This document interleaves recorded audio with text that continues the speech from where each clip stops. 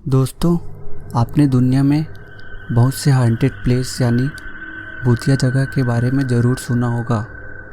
आज मैं आपको एक ऐसे हॉन्टेड प्लेस के बारे में बताऊंगा जिसका नाम वर्ल्ड के टॉप 10 हॉन्टेड प्लेस में गिना जाता है, जहां सूर्यास्त के बाद किसी भी व्यक्ति का जाना मना है।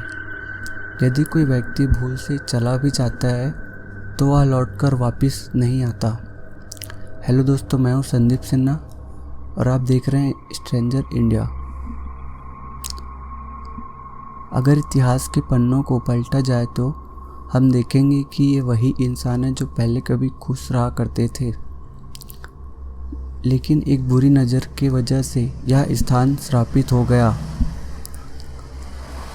ऐसे ही एक जगह है राजस्थान के अलवर ज़िले में भानगढ़ का किला। भूतिया कहानियों को लेकर यह जगह काफ़ी चर्चे में रहा है। जी हाँ दोस्तों, यह जगह जितना शानदार है उसका अतीत उतना ही भयानक है। रहस्य से भरे होने के कारण इस किले को देखने लोग देश विदेश से आते हैं। भानगढ़ के किले की कहानी बहुत ही रोचक है। इस किले को 17वीं शताब्दी में राजा मानसिंह के छोटे भाई राजा माधव ने बनवाया था। वर्तमान में यह किला एक खंडहर में तब्दील हो गया है। कभी यह शाही महल 7 मंजिल का हुआ करता था और अब यह सिर्फ 4 मंजिल का रह गया है। यहाँ के बारे में एक कहानी बहुत ही फेमस है। इस कहानी के अनुसार भानगढ़ की रानी रत्नावती बहुत ही खूबसूरत थी। वहीं सिंधु सेवड़ा नाम का एक तांत्रिक रानी के रंग रूप पे फिदा था। वह किसी भी तरह से रानी रत्नावती को हासिल करना चाहता था। सिंधु सेवड़ा काले जादू में माहिर था। वो रानी को वश में करने के लिए एक काला जादू करता है, लेकिन खुद ही अपने काले जादू का शिकार होकर मर जाता है। लेकिन मरने से पहले वो भानगढ़ की बर्बादी का श्राप दे जाता है और संयोग से कुछ ही महीने बाद पड़ोसी देश अजबगढ़ से युद्ध छिड़ जाता है, जिसमें रानी सहित सारे भानगढ़ वासी मारे जाते हैं। कहते हैं इस युद्ध में मरे लोगों की आत्मा आज भी भानगढ़ के किले में भटकते रहती है। किले के पीछे एक छोटा सा दरवाज़ा है जहाँ लोगों के बात करने की आवाज़ें आती है। इसके अलावा यहाँ के स्थानीय लोगों का कहना है कि अंदर से घुंघरूओं की और महिलाओं के बात करने की भी आवाज़ें आती है। वहीं कभी कभी शाम को वह लोगों के चीखने की भी आवाज़ें आती है।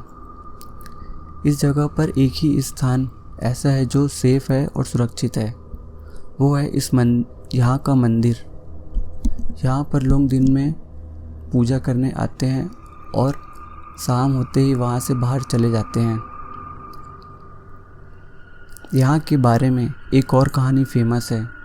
कहा जाता है कि एक तपस्वी बाबा बालकनाथ अपनी झोपड़ी में रहा करते थे।